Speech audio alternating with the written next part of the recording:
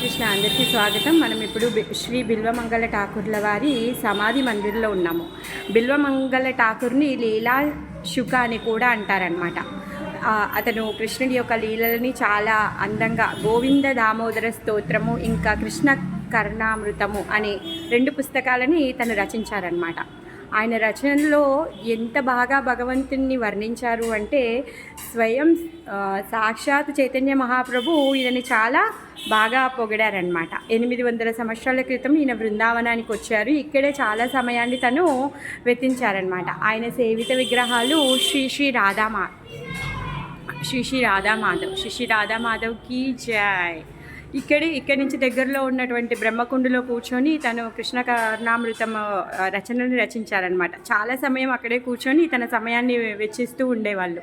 తన కృష్ణుని వెతుక్కుంటూ బృందావనానికి వచ్చారు. స్వయంగా కృష్ణుడే తనకి రోజు వచ్చి ఆడుతూ ఉండేవాడనమాట తనతో.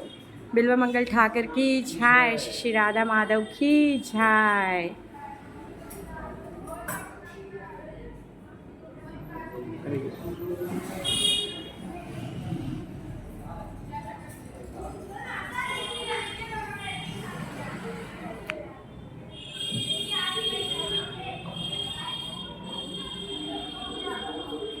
మనం ఈ మందిరానికి రావాలి అంటే శ్రీ గోపీనాథ్ మందిర్ దర్శనం చేసుకున్న తర్వాత ఆయన ఎదురుగా ఉన్న బజార్లోకి వస్తే ఆ బజార్ ఎదురుగానే మనకి బిల్వమంగళ ఠాకూర్ సమాధికి మనం చేరుకోవచ్చు అన్నమాట.